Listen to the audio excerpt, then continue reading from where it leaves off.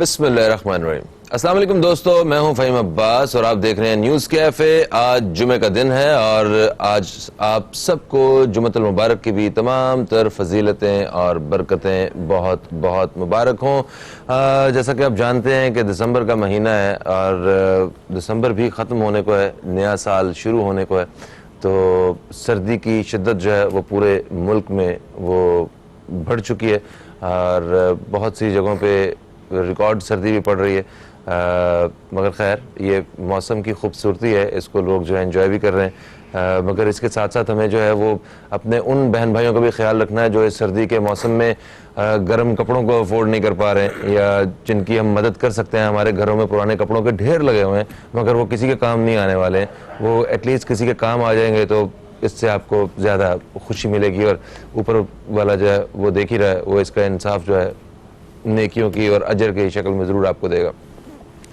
آج 27 دسمبر ہے. 27 دسمبر کو اگر تاریخ کے آئینے میں دیکھا جائے تو 27 دسمبر 1797 میں ایک بچہ پیدا ہوا جو اتنا ایک عظیم بچہ تھا کہ جسے ہم اسد اللہ خان کے غالب کے نام سے جانتے ہیں، اور وہ 19ویں صدی کو غالب کی صدی کے طور پہ تسلیم کیا گیا. بعد میں ان کی عظمت صرف ان کی شاعری اور ایک جو حسن انداز تھا ان کا شاعری کا ہی نہیں تھا، اس کے علاوہ وہ انسانی نفسیات کو اور جو زندگی کے حقائق ہیں ان کو بڑی بہتری سے سمجھتے تھے.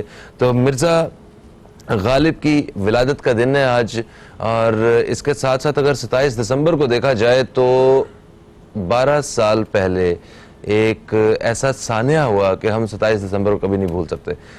محترمہ بینظیر بھٹو شہید، ان کی برسی کا دن ہے یہ. انہیں ایک اسی طرح ایک جلسے میں انہیں دہشت گردوں نے حملہ کر کے انہیں ہلاک کر دیا. آج افسوس اس بات کا ہے کہ آج تک نہ تو ان کے قاتلوں کا پتہ چلا اور نہ ہی کوئی ان کے قاتلوں میں سے کوئی پکڑا گیا. یہ ایک بڑے افسوس کی بات ہے. سوال صرف یہ اٹھتا ہے کہ اگر اتنی بڑی شخصیت رکھنے والا کوئی انسان اگر اس کے ساتھ اسے انصاف نہیں مل سکتا تو پھر ایک عام شہری کو کس طرح انصاف مل سکتا ہے؟ یہ بہت بڑا ایک سوالیہ نشان ہے. اس حوالے سے بہت سی سوچیں ہمارے ذہن میں آتی ہیں. خدا کرے کہ یہ معاملات جو ہیں وہ جلد سے جلد بہتری کی جانب آئیں. اور خیر ایک رپورٹ ہمارے پاس موجود ہے، آئیے چل کے وہ دیکھتے ہیں، پھر اپنے شو کو آگے بڑھاتے ہیں. ابھی ہم اپنے شو کو آگے بڑھائیں گے. آپ کو بتاتا چلوں کہ پروگرام کا یہ حصہ اسلامک شہد سینٹر کی جانب سے پیش کیا جا رہا ہے. اس میں شہد سے متعلق کچھ باتیں ہوں گی، شہد کی افادیت کے حوالے سے، اور اسلامک شہد سینٹر کی جانب سے جو شہد کے حوالے سے جو کہا جاتا ہے کہ یہ ایک بہت ہی خالص شہد ہے، 100% خالص شہد ہے اور دنیا کی مختلف لیبارٹریز میں منظور شدہ ہے. اس حوالے سے بات کریں گے. مگر میں آپ کو بتاتا چلوں کہ میرے ساتھ جو مہمان شخصیت موجود ہیں جن سے اس حوالے سے بات ہوگی، وہ ایک اسلامک اسکالر ہیں، وہ ایک سینئر میزبان ہیں مختلف ٹی وی پروگرامز کے، اور اس کے ساتھ ساتھ جو ہے وہ میرے بڑے اچھے ان سے جو ہے نا وہ دوستوں والے اور بھائیوں والے تعلقات بھی ہیں. سیکھنے کا ایک جو ہے وہ سارا سلسلہ بھی جاری رہتا ہے ان سے. جناب محترم جنید اقبال صاحب، آپ کو خوش آمدید کہتے ہیں. السلام علیکم. جی وعلیکم السلام. کیسے ہیں آپ؟ الحمدللہ. آپ بتائیں کیسے مزاج ہے؟ بالکل ٹھیک ٹھاک، بالکل ٹھیک ٹھاک.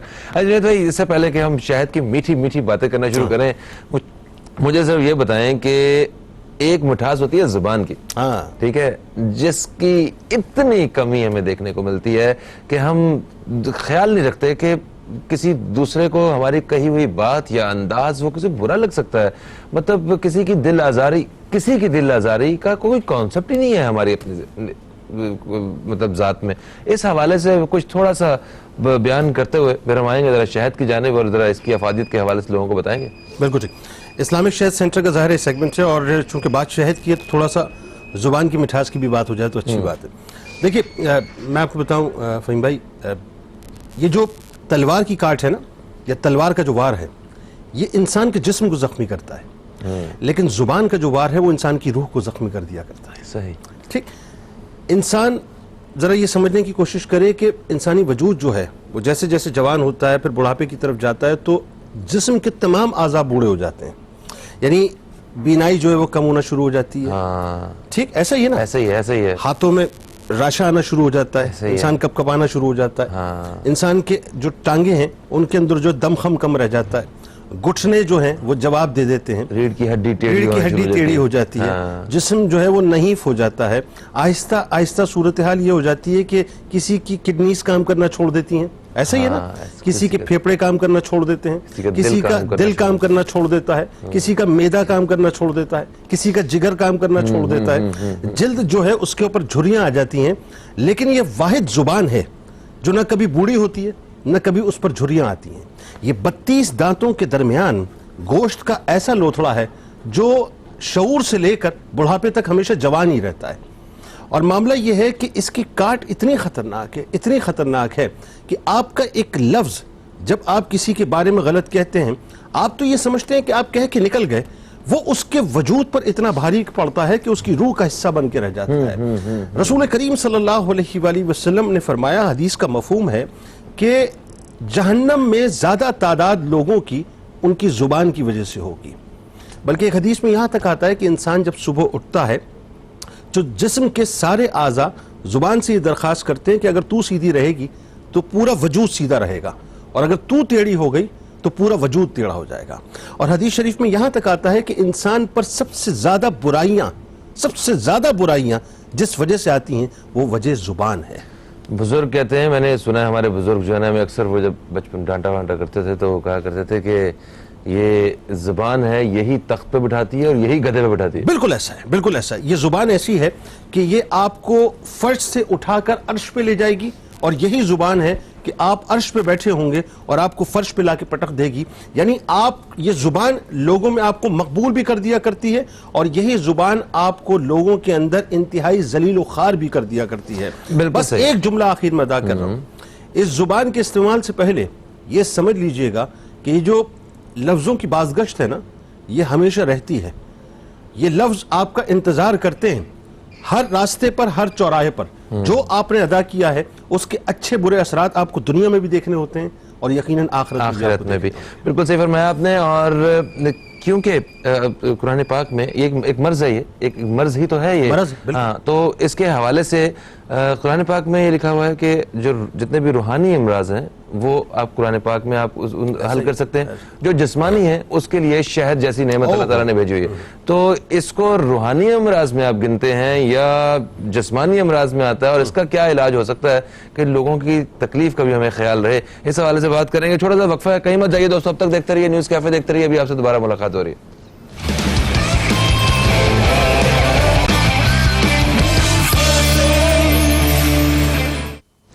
Welcome back. अब देख रहे हैं न्यूज़ कैफे, मैं हूं फ़हीम अब्बास और जनाब जुनैद इकबाल साहब हमारे साथ मौजूद हैं, और आज शहद की अहमियत और अफादियत के हवाले से अपने प्रोग्राम में बात करेंगे। वक्फे से पहले जुनैद भाई आप बता रहे थे ज़ुबान के बारे में कि ज़ुबान एक ऐसी चीज़ है जो आपको इस कदर नुकसान पहुंचा सकती है कि जिसका अंदाज़ा भी नहीं है। तो क्या इसको भी इस शहद की मिठास से मीठा किया जा सकता है? हाँ, बिल्कुल किया जा सकता है। कम से कम इतना तो जरूर होगा कि वक्ती तौर पे तो जुबान मीठी हो जाएगी। देखिए, इस्लामिक शहद सेंटर जो है, मैं आपको बताऊं कि पाकिस्तान का वाहिद इदारा है। वाहिद इदारा मैंने इसलिए लफ्ज़ यूज़ किया कि ये बेसिकली एक तो जो इसके ओनर्स हैं मियां नासिर साहब और मियां अब्दुल रहमान साहब हमारे दोस्तों में से हैं, बहुत ही करीबी ताल्लुक़ है। अच्छा, करीबी ताल्लुक़ भी अपनी जगह, मैं उन लोगों को पर्सनली जानता हूँ, बहुत ही खौफ खुदा वाले लोग हैं। और मैंने आपको पहले भी प्रोग्राम में बताया था कि बैतुल्लाह की खिदमत गुजारों के, ये समझ लीजिए खिदमत गुजार है। वाह। तो खिदमत गुजारों के खिदमत गुजार है, सुभान अल्लाह। तो बहुत ही सच्चे दिल से काम करने वाले लोग हैं, और ये वाहिद इदारा है इस वक्त पाकिस्तान का जो अपने कस्टमर्स को जंगलात का 100% खालिस ऑर्गेनिक रॉ शहद जो है वो मुहैया करता है, और मनी बैक गारंटी के साथ करता है। यानी मिसाल के तौर पे आपको लगे कि जरा सा भी इसमें नक्स है तो आप फौरन अपने पैसे वापस दीजिए, मतलब और वापस लीजिए और शहद वापस देके चले जाएं। दूसरा ये कि बिल्कुल सही। अच्छा, दूसरी बात बताने से पहले मैं चाहता हूं कि हम दोस्तों को कोई एक खास चीज बता दें। आज आप सब लोग भी हमारे प्रोग्राम का हिस्सा बन सकेंगे, एक तो देख के, प्रोग्राम देख के, नंबर 2 आप यहाँ से शहद जीत सकते हैं आज, ठीक है। और शहद जीतने के लिए आपको एक कोई भी अपनी फैमिली का आजमूदा जो एक ٹوٹکا ہے یہ نسخہ ہے شہد سے متعلق وہ آپ کو شیئر کرنا ہے وہ جس کو وہ ہمیں بتائیں گے آپ اور اس پروگرام کے توسط سے باقی سارے لوگ بھی سنیں گے اور اسلامک شہد سینٹر کی جانب سے آپ کو ایک شہد کا تحفہ آپ تک پہنچ جائے بہترین ہے تو بڑی زبردست بات ہو جائے گی کیونکہ یہ جو بڑی بوڑھیاں ہوتی ہیں نا گھروں میں اگر وہ پروگرام آپ کو اس وقت دیکھ رہی ہوں گی نا تو ہائے ذرا وہ ٹوٹکا تو فون کر کے بتاؤ وہ دیکھو وہ جو منع کو کھلایا تھا تو وہ بڑا زبردست ہو جائے گا بہت زبردست ہو جائے گا اچھا میں آپ کو بتاؤں یہ جو بڑے لوگ ہوتے ہیں نا اللہ تعالیٰ بڑوں کا سایہ سلامت رکھے آمین یہ آرگینکس کی طرف جاتے تھے اور آپ دیکھیے کہ یہ چونکہ یہ اینٹی سیپٹک بھی ہے اینٹی بائیوٹک بھی ہے شہد اور ظاہر ہے قرآن میں تو اللہ تعالیٰ نے پوری سورہ نحل جو ہے وہ شہد کی مکھیوں کی جو فضیلت ہے اور ان کا جو مقام ہے اس کے اعتبار سے پوری سورہ نحل جو ہے وہ اتار دی ہے اور اللہ تعالیٰ نے کیٹیگوریکل اس میں فرمایا کہ شہد کا استعمال کرو یہ بیماریوں کی شفا ہے اسی طرح سے رسول کریم صلی اللہ علیہ وآلہ وسلم کو شہد بہت مرغوب تھا اور میں تو یہ کہتا ہوں کہ شہد مرغوب ہے تھا کیا ہے بات یہ ہے اور شہد کی مکھی جو ہے وہ درود شریف کا ذکر کرتی ہے میں وہ اس روایت پہ آتا ہوں اور وہ روایت بڑی زبردست ہے وہ روایت ایسی ہے کہ چلیں یہ اسلامک شہد سینٹر کے حوالے سے اس روایت کو بیان کر دیتے ہیں کہ ایک مرتبہ دیکھیں درود پاک کتنی کمال جو ہے وہ اپنا کتنا کمال ذکر ہے کہ اس درود کی برکت یہ ہے کہ جو کڑوے کسیلے ہوا کرتے ہیں نا ان کو بھی اس درود کے صدقے سے اللہ تعالیٰ مٹھاس میں تبدیل کر دیا کرتا ہے اچھا اس پہ بات کرتے ہیں یہ دیکھ لیں کتنا ابھی اس کا کوئی علاج نہیں ہے ہمارے پاس مگر ایک علاج ہے چھوٹا سا کہ ہم وقفہ لے کے واپس آ جاتے ہیں پھر تفصیل سے بات کرتے ہیں ٹھیک ہے دوستو معذرت چاہتے ہیں ایک چھوٹا سا وقفہ ہے وقفے کے بعد آپ کی خدمت میں دوبارہ حاضر ہوں گے کہیں مت جائیے اب تک دیکھتے رہیے نیوز کیفے دیکھتے رہیے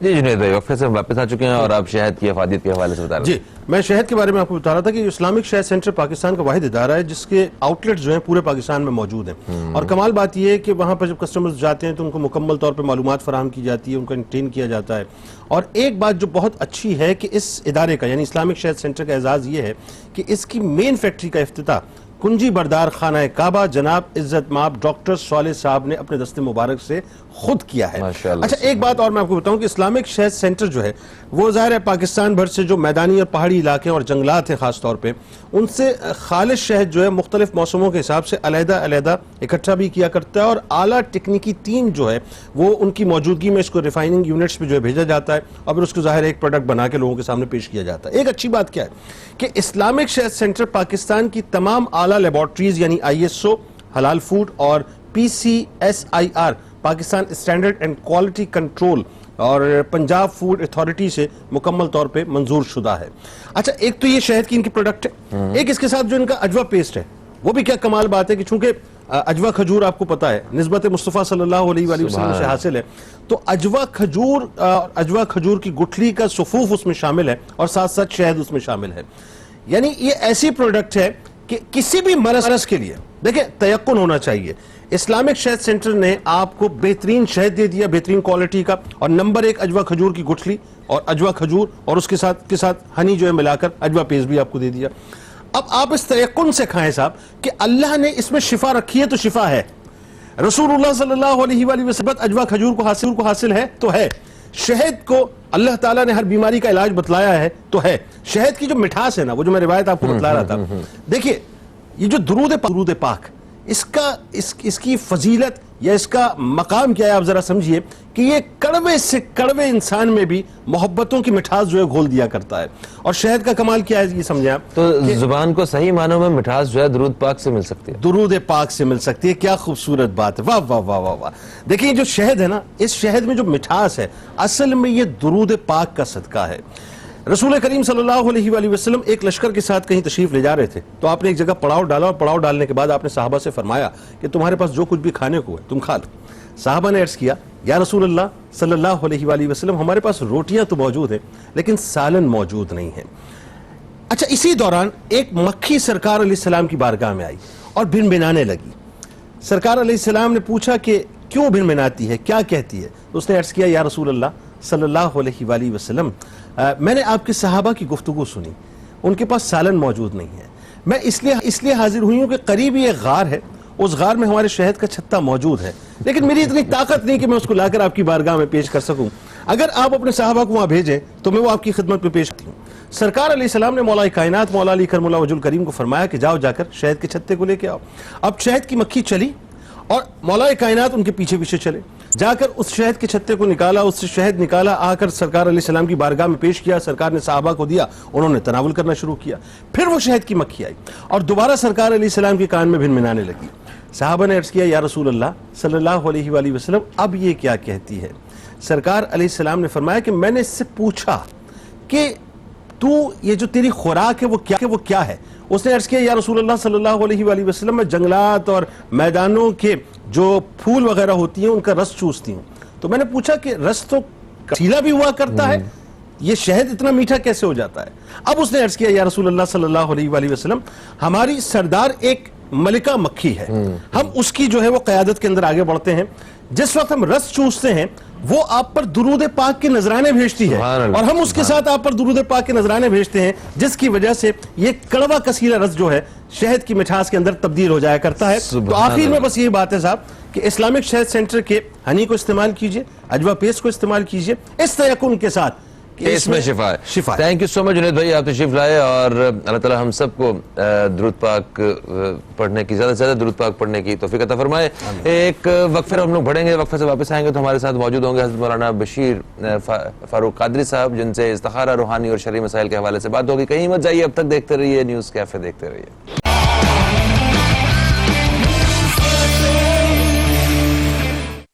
ویلکم بیک, آپ دیکھ رہے ہیں نیوز کیفے, میں ہوں فہیم عباس اور پروگرام کا دوسرا حصہ ہے یہ. جمعے کے روز پروگرام کے دوسرے حصے میں ہمارے ساتھ موجود ہوتے ہیں حضرت مولانا بشیر فاروق قادری صاحب, جن سے ہم استخارہ روحانی اور شرعی مسائل کی رہنمائی کے حوالے سے بات چیت کرتے ہیں. آج ہمارے ساتھ آپ موجود ہیں, آپ کو خوش آمدید کہتے ہیں. السلام علیکم. وعلیکم السلام ورحمۃ اللہ وبرکاتہ. کیسے ہیں آپ؟ ٹھیک ہیں الحمدللہ. ماشاءاللہ ماشاءاللہ. دوستوں کو بتاتا چلوں کہ آپ آج اس پروگرام کا حصہ بن سکتے ہیں. اس کے لیے آپ کو پروگرام میں کال کرنا ہوگا. پروگرام میں کال کر کے آپ اپنا سوال جو ہے وہ ریکارڈ کروا سکتے ہیں, اور وہ سوال آپ کا ہو سکتا ہے کاروبار کے حوالے سے, شراکت داری کے حوالے سے, شادی بیاہ کے حوالے سے, یا کسی بھی حوالے سے. آپ اگر کچھ رہنمائی چاہ رہے ہیں, استخارہ کروانا چاہ رہے ہیں, تو آپ اپنا سوال جو ہے وہ نوٹ کروائیں گے, اور پھر جب ایک وقفے پہ جائیں گے, وقفے سے واپس آئیں گے تو آپ کے سوال کا جواب آپ کو دے دیا جائے گا. سر شروع کریں گے ہم مطلب آج کا پروگرام اس سوال سے. سر قرآن پاک میں اللہ تعالیٰ یہ فرماتے ہیں کہ ہم جسے چاہتے ہیں اسے ہدایت دیتے ہیں. تو اللہ تعالیٰ کیسے انسان کو ہدایت مطلب کس طرح کے انسان کو ہدایت دیتے ہیں, مطلب ہدایت کی توفیق جو ہے نا کس کو ہوتی ہے, اس حوالے سے بتائیے. کیونکہ ہر ایک کی خواہش ہے کہ میں سیدھے راستے پہ چلا جاؤں, مجھے ہدایت مل جائے, میری نمازیں میرے اعمال سب اللہ تعالیٰ قبول فرما لے. وہ کیسا انسان ہوتا ہے جس کو اللہ تعالیٰ ہدایت دے دیتا ہے؟ بسم اللہ الرحمن الرحیم. پہلے تو میں یہ کہوں گا کہ جو آپ نے سوال کیا نا, کیونکہ سوال کرنا بھی آدھا علم ہے. اچھا, تو آپ نے فرمایا اللہ ہدایت دیتے ہیں. اللہ ایک ہے کتنے ہیں؟ اللہ تو ایک ہے. تو اللہ ہدایت دیتا ہے کہیں گے. اچھا دیتا ہے. اللہ کے لیے آپ کا استعمال نہیں کریں گے, تو دیتا ہے, یہاں آپ نہیں چلے گا. اللہ ایک ہے نا. جی ہاں جی ہاں. آپ پہ تو شراکت ہو سکتی ہے نا, جب بھی بات کریں گے اللہ سے تو سے بات کریں اچھا, مگر وہ جو عزت سے ادب والا معاملہ نہیں ہے, یہ عشق والا معاملہ. صحیح ہے, عشق والا معاملہ ہے. Okay clear. ماں تو میرا کام کر دے. ہاں صحیح ہے. تو یہدی لمن یشاء, اللہ تعالیٰ جسے چاہے ہدایت عطا فرمائے. لیکن اللہ تعالیٰ بہت رحیم ہے, 70 موجود اپنے بندوں پر رحم کرنے والا ہے. ٹھیک ہے نا. یہ ہو نہیں سکتا کہ اللہ تعالیٰ خامخواہ کسی کو گمراہ کر دے, ممکن نہیں ہے نا. من جہد وجدہ, جو کوشش کرتا ہے اسے مراد ملتی ہے. اگر میں چاہوں ہی نہیں تو کیسے ملے گا کام؟ یہ بھی بندے کو ہمیشہ اللہ سے چاہیے. جب ہم پڑھتے ہیں اہدینا الصراط المستقیم, تو اس کے معنی بہت سے لوگ لکھتے ہیں سیدھا راستہ دکھا. بھائی سیدھا راستہ تو دکھا دیا ہے, نماز پہ پڑھا رہے ہیں. امام اہل سنت مولانا شاہ احمد رضا خان علیہ رحمۃ الرحمٰن نے ترجمہ جو کیا وہ ترجمہ ہے. سیدھا راستہ چلا, دکھا تو دیا ہے تبھی نماز کھڑے, چلا سیدھا راستہ چلا. تو بندہ جب کہتا ہے نماز میں اہدینا الصراط المستقیم, اے اللہ میں سیدھا راستہ چلا, صراط الذین انعمت علیہم, ان لوگوں کا راستہ جو تیرے پیارے ہیں, انبیاء, صدیقین, شہداء, صالحین, یہ غوث, قطب, خواجہ, داتا, فرید, ان کے راستے پہ چلا. اگر ان کے مگر اسی کے ساتھ بعد میں یہ بھی کہتے ہیں نہ کہ ان لوگوں کا راستہ جن پہ تو نے غضب کیا. تو ہم تو وہ ادھر ہی ہے نا, ابھی تو ادھر ہی رکے ہوئے ہیں نا. تو بس جب ہماری یہ بات پوری ہو گئی تو کافی ہو گئی. تو بہرحال ہے کہ بندے کو مانگنا چاہیے. مقصد مانگنے والا جو ہے نا وہ کبھی ناکام نہیں ہوتا. حدیث پاک میں تم اللہ کی رحمت کا دروازہ کھٹکھٹاتے رہو, دروازہ کھٹکھٹانے والے کے لیے دروازہ کھل جاتا ہے. ٹھیک ہے, تو ہمیں ہدایت کی ایک خود اللہ تعالیٰ سے بھیک مانگنی, بھیک ہونی چاہیے. کبھی بھی میں اور آپ یہ نہ سمجھے کہ ہم مکمل ہو گئے. فرمایا جس کو اپنے منافق ہونے کا خوف نہیں وہ منافق ہو جائے گا. اچھا, اس لیے ہر شخص کو چاہیے کہ اللہ تعالیٰ کی بارگاہ میں ہدایت کی بھیک مانگتا رہے اور اللہ سے طلب کرے کہ یا اللہ تو میری اصلاح فرما, مجھے ہدایت پہ قائم رکھ, ہدایت چلا. تو مانگنے والا کبھی محروم نہیں ہوتا, نہ مانگنے والا نقصان میں رہتا ہے. اس لیے ٹھیک ہے, تو ہدایت کی چاہت بڑی ضروری ہے. ہاں, حدیث پاک میں تمہارے گھر کا نمک ختم ہو جائے یا تمہارے جوتے کا تسمہ ٹوٹ جائے تو تم ہم سے وہ بھی مانگ لیا کرو.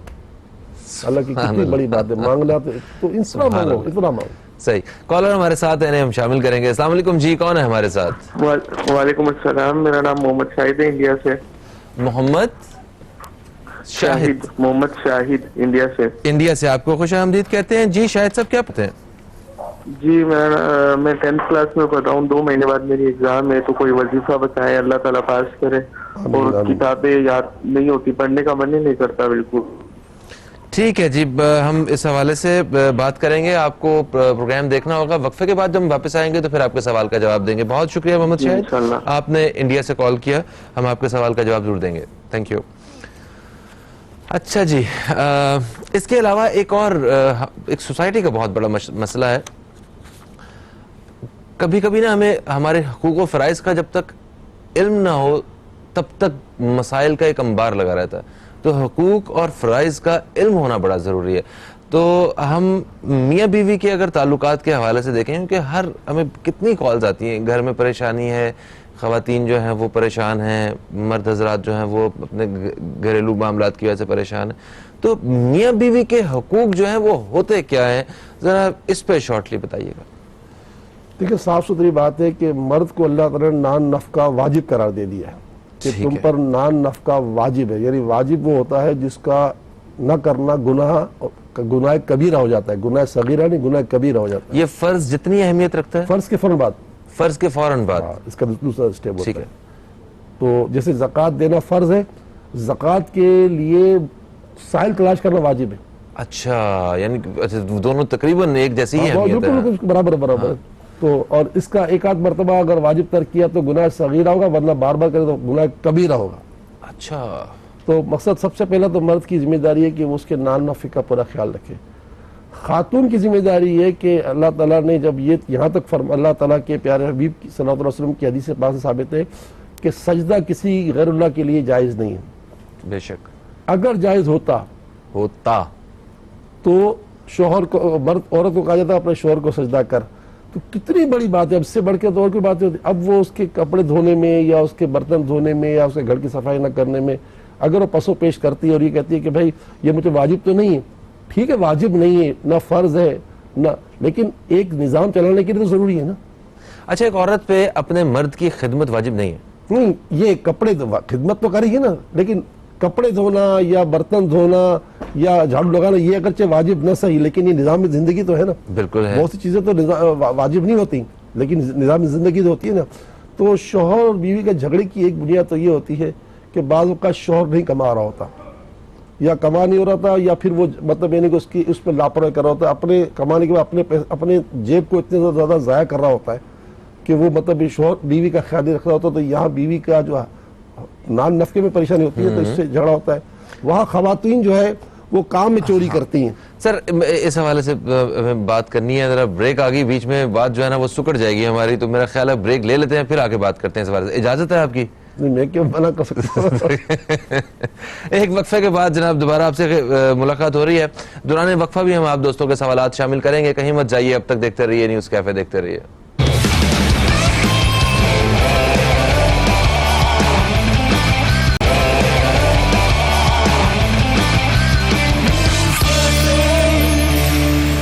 ویلکم بیک, آپ دیکھ رہے ہیں نیوز کیفے, میں ہوں فہیم عباس, اور وقفے سے پہلے ہم نے کچھ سوالات لیے تھے اور دوران وقفہ بھی ہمارے پاس کچھ سوالات آئے ہیں, تو ہم ان سوالات کی طرف بڑھنے سے پہلے ہم وہ میاں بیوی والی بات کر لیں یا بیچ میں جگہ ملتی ہے؟ 4 سوال یہ 4 سوال ہیں, کافی وزن ہو گیا.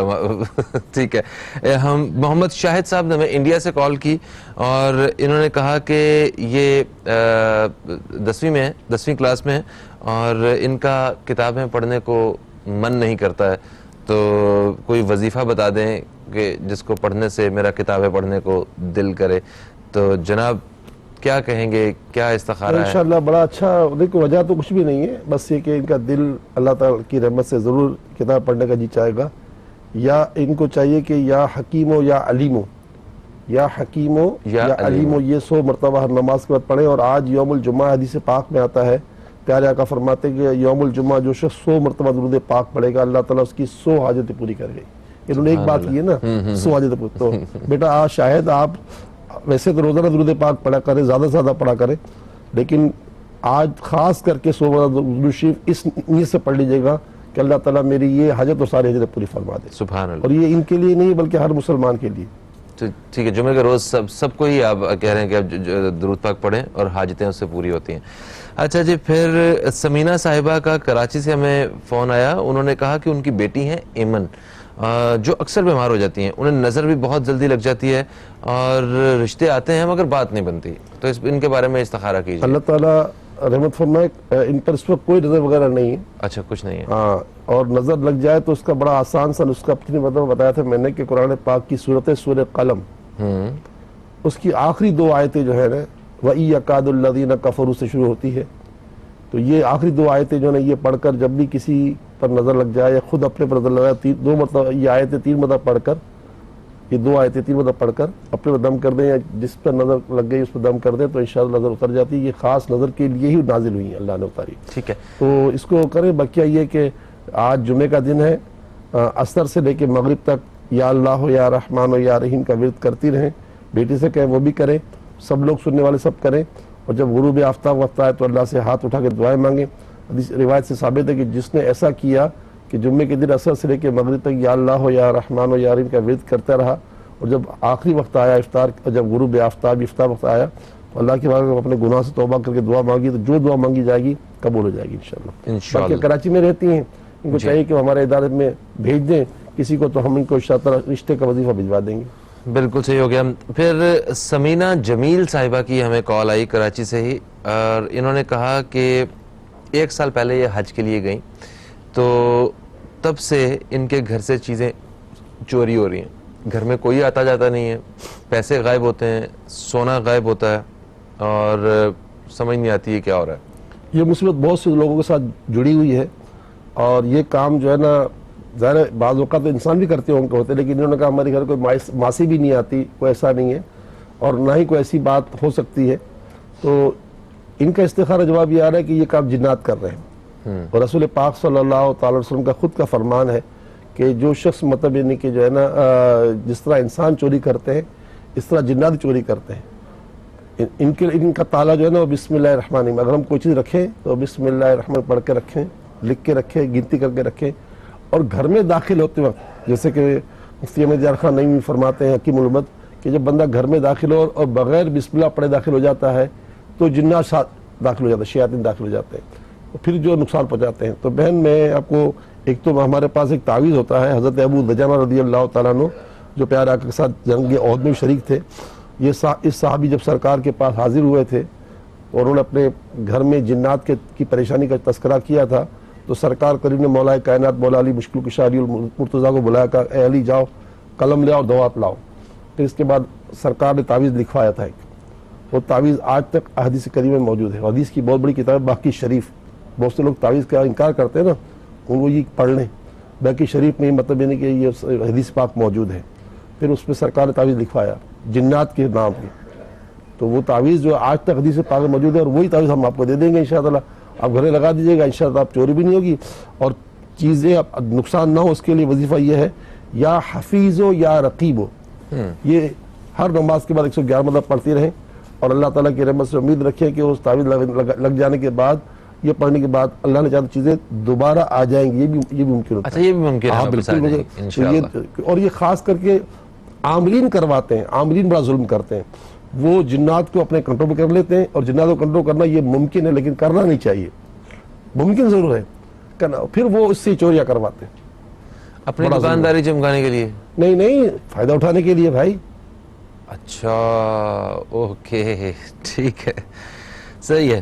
اچھا سمینہ جمیل صاحبہ کے بعد ہمیں کال موصول ہوئی تھی فرزانہ صاحبہ کی کراچی سے، اور انہوں نے کہا کہ ان کی عمر ہے 35 سال، تو ان کے رشتہ نہیں ہو رہا ہے، کوئی رشتے نہیں آتے ہیں، تو انہیں لگتا ہے کہ کوئی بندش ہے. تو اس حوالے سے کچھ نہیں، بندش وغیرہ کچھ بھی نہیں ہے. یا سمیع یا مجیب ہو. سمیع مانے سننے والی ذات، مجیب مانے دعائیں قبول کرنے والی ذات. اللہ تعالیٰ سننے والا بھی ہے، دعائیں قبول کرنے والا بھی ہے. بس ہر نماز کے بعد 100 مرتبہ پڑھیں یا سمیع یا مجیب ہو، اللہ سے دعا مانگیں. باقی اگر پورا نصاب چاہیے تو کراچی سے کال کر رہی ہیں، یا تو خود آ جائیں گھر کے صفت پہ دیں، یا خط لکھ دیں سیلانی ویلفیئر بہادرآباد کراچی کے پتے پر، تو انشاءاللہ ہم اس کو بھجوا دیں گے. بالکل صحیح ہوگا جی. ایک اور کالر ہمارے ساتھ ہیں، ہم انہیں بھی شامل کرتے ہیں. السلام علیکم جی، کون ہے ہمارے ساتھ؟ زیب النساء لاہور سے. زیب النساء لاہور سے آپ کو ہم خوش آمدید کہتے ہیں. ٹی وی کا والیوم کم کر دیجئے اور اپنا سوال جو ہے وہ بتا دیجئے.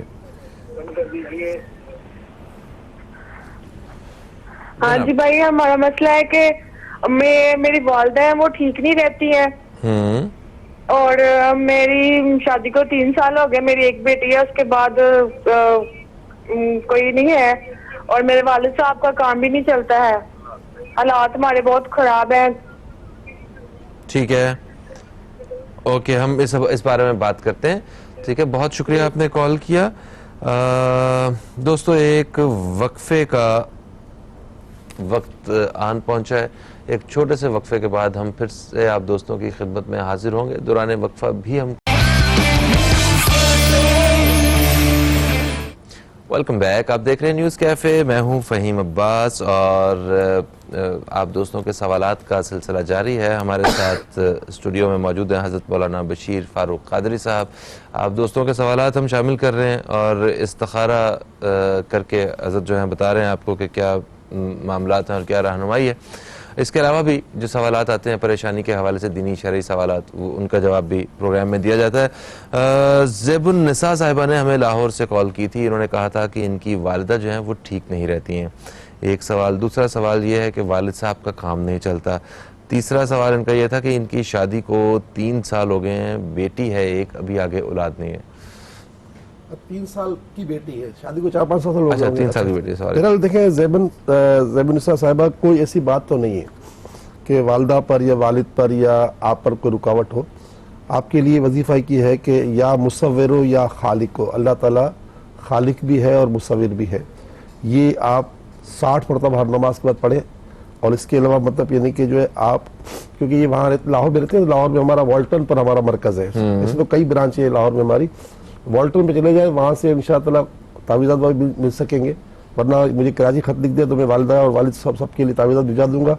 2 باتیں جو میں پہلے بتائیں کہ جمعے کے دن جو شخص 100 مرتبہ درود پاک پڑھتا ہے، حدیث پاک میں پیارے آقا صلی اللہ تعالی وسلم کا ارشاد ہے اس کی 100 حاجتیں پوری ہوتی ہیں. انہوں نے 3 حاجتیں بیان کی نا، باتیں تو 100 کی ہے. تو یہ بھی کریں. اور عصر سے لے کے مغرب تک یا اللہ ہو یا رحمان ہو یا رحیم کا ورد لازمی کریں. خواتین کے تو بہت ایزی ہے کہ وہ کام پہ تو جاتی نہیں، تو وہ اپنے گھر میں بیٹھ کر مطلب یعنی کہ یہ عمل کرے، انشاءاللہ بڑا فائدہ ہو جائے گا. بالکل صحیح. اچھا جی، پھر دوسری کال ہمیں موصول ہوئی کشور بیگم کی کراچی سے. کشور بیگم نے کہا کہ ان کی کشور بیگم صاحبہ کی طبیعت خراب ہے. ڈاکٹرز جو ہیں وہ مرض جو ہے وہ ڈائگنوز نہیں کر پا رہے ہیں. استخارہ کر کے بتا دیں کہ آخر معاملہ ہے کیا. یہ کشور صاحبہ نے نہیں بلکہ ان کی ایک بیٹی وغیرہ کال کی، کسی اور نے کال کیا تھا. مسئلہ یہ ہے کہ جو آپ نے کہا نا بیٹا کہ اس کا روحانی علاج تو انسان کرنا چاہیے. جب اللہ تعالیٰ قرآن پاک فرماتا ہے وَنُنَزِّلُ مِنَ الْقُرْآنِ مَا هُوَ شِفَاءٌ، اس میں قرآن میں شفا ہے، اور پیارے آقا فرماتے ہیں قرآن بہترین دوا ہے. تو بیٹا آپ کی والدہ پر کوئی چیز ایسی بات نہیں ہے. بس انہیں ہر نماز کے بعد 3 مرتبہ سورہ فاتحہ پڑھ کر دم کر دیا کریں. پیارے آقا فرماتے ہیں فاتحۃ الکتاب شفاء من کل داء، سورہ فاتحہ تمام بیماریوں کی شفا ہے، یعنی نزلے زکام سے لے کر الی آخر تک. ایک تو یہ کرے. باقی ہے کہ ہم قرآن پاک کی 14 آیتیں پانی میں ڈال کے دیتے ہیں، اور وہ پانی میں پھر آپ پانی ملاتے رہیں.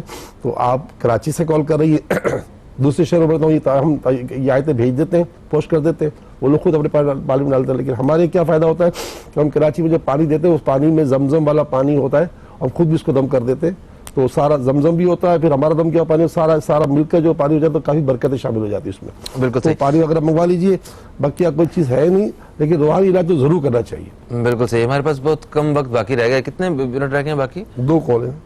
2-2.5 منٹ رہ گئے ہمارے پاس. ابھی مسرت صاحبہ کی کال، ان کا سوال باقی ہے. انہوں نے کہا کہ ان کا بیٹا ہے مبین، ماں سے بڑی بدتمیزی کرتا ہے. 30 سال کی عمر ہے ان کی، شادی ہو چکی ہے، پسند کی شادی ہوئی ہے. اور دوسرا سوال یہ تھا داماد کی جاب نہیں لگ رہی ہے، تو یہ کیا معاملہ ہے؟ دیکھیں وجہ دونوں کی کچھ بھی نہیں ہے. کچھ نہیں ہے. البتہ یہ کہ آج جمعے کا دن ہے، جمعے کی نماز کے بعد 1001 مرتبہ یا ودود پڑھ کر نمک و چینی پہ دم کریں، اسی سے پورا ہفتہ کھانا پکائیں. ہر ہفتے یہ کام کریں. ویسے ہر روز ہر نماز کے بعد 100 مرتبہ جو ہے درود پاک پڑھ لیا کریں. آج خاص پڑھیں تو انشاءاللہ بڑا فرق پڑے گا. جاب کے لیے ہمارے سیلانی میں ایک جاب بینک بنا ہوا ہے، تو وہ وہاں پر آئے تو روحانی لگ دے دیں گے، اور اگر وہ کہیں گے جاب پہ کہیں بھجوا دیں گے انشاءاللہ. تھینک یو سو مچ مولانا صاحب، آپ تشریف لائے. ایک بڑی اچھی ماشاءاللہ نشست رہی ہے. دوستو یقیناً آپ کو بھی ہمارا پروگرام پسند آیا ہوگا. اپنا فیڈ بیک ہمارے فیس بک پیج پہ ضرور دیجیے گا. فہیم عباس کو اور نیوز کیفے ٹیم کو دیں اجازت. آپ دوستوں سے انشاءاللہ پھر ملاقات ہوگی. تب تک کے لیے خدا حافظ. اس دعا کے ساتھ آپ سے اجازت چاہتے ہیں. پاکستان زندہ باد. بسم اللہ الرحمن الرحیم. الحمدللہ رب العالمین والصلاة والسلام علی سید الانبیاء والمرسلین. اللہم صلی وسلم دائما ابدا علی حبیبک خیر الخلق کلہم وعلی آلہ واصحابہ وبارک وسلم.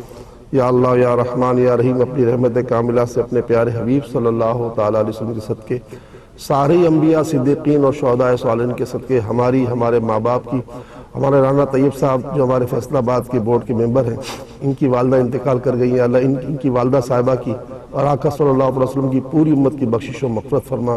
سارے مرحومین کو اللہ عذاب قبر سے بچا. ہم زندے ہیں، ہم سب کو بھی اللہ جب قبر ہم جائیں تو ہمیں بھی عذاب قبر سے بچا. پیارے آقا کی پوری امت کو عذاب قبر سے بچا، جہنم کی آگ سے بچا. سارے گناہ ہمارے معاف کر دے. اور اے اللہ ہمارے پیارے آقا صلی اللہ علیہ وسلم کی امت جہاں کہیں بھی، بالخصوص بھارت میں مسلمان اس وقت بڑی تکلیف میں ہے، کشمیر میں، فلسطین میں اور عراق میں، شام میں، یمن میں، لیبیا میں، پورے عالم کے مسلمانوں کی تو اللہ مدد فرما. ہمارے بیماروں کو اچھا کر دے، ہمارے تنگ دستوں کی تنگ دستی دور کر دے، ہمارے مقروضوں کے قرض اتار دے، ہمارے بے گھروں کو گھر دے، ہمارے بے اولادوں کو اولاد دے، اور جو اولاد والے اپنی اولاد کی وجہ سے پریشان ہیں ان کی اولاد کو فرما بردار بنا دے، اور اپنی رحمت سے ساری امت کی ساری تکلیفیں دور فرما. آمین آمین آمین یا رب العالمین. وصلی اللہ تعالی علی خیر خلقہ محمد وعلی آلہ واصحابہ اجمعین برحمتک یا ارحم الراحمین.